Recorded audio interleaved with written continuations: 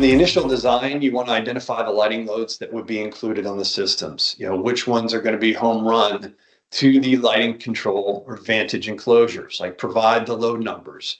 101 might be the first floor, 201s or 200s second, 300s could be the basement or a third floor, 500s could be your exterior lighting, just some examples.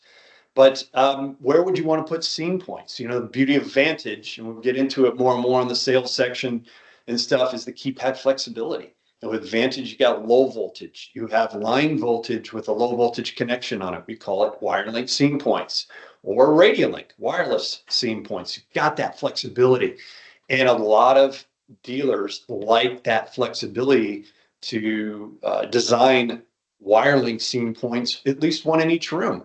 Because if for any reason that processor goes down, the client always has control of their lights because they have one line voltage switch or dimmer, in effect, in each particular room. So a lot of flexibility there. Lighting not on the system, but you prep for future loads. So secondary rooms, maybe the client just is considering a common area room approach, but the bathrooms, powder rooms, laundry rooms, guest bedrooms, they may want to add those in the future. So can you pre-wire our Vantage 2-wire bus to those locations? So you're not even having to do wireless in the future. You could just add on WireLink scene points in those sections. Consider future landscape lighting, pool house, guest house, dock, gate. Ask those questions, find out, because often when you get a set of plans, and if there's no lighting designer involved, you may not see that there's a pool on the project. So consider adding extra lighting loads for exterior control, as we mentioned here before.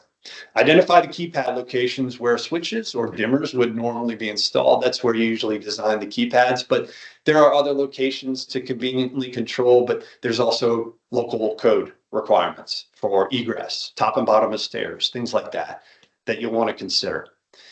And it's definitely, and I want to make a point here, when you're designing and doing the initial design, we highly recommend not thinking about engraving or the number of buttons you're going to put on each keypad.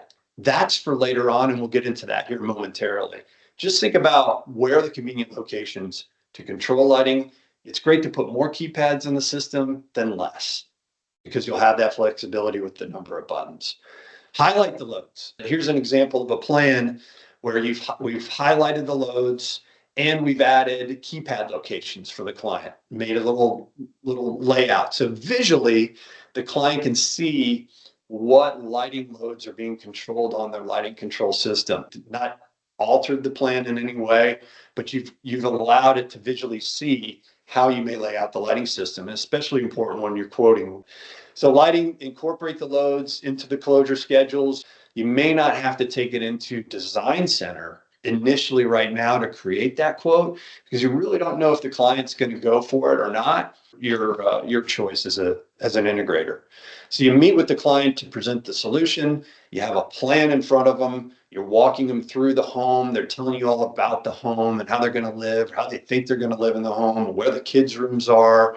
And with all the questions that you've asked, you really have a good understanding of what their expectations are or what objections you might have as it relates to the lighting control system.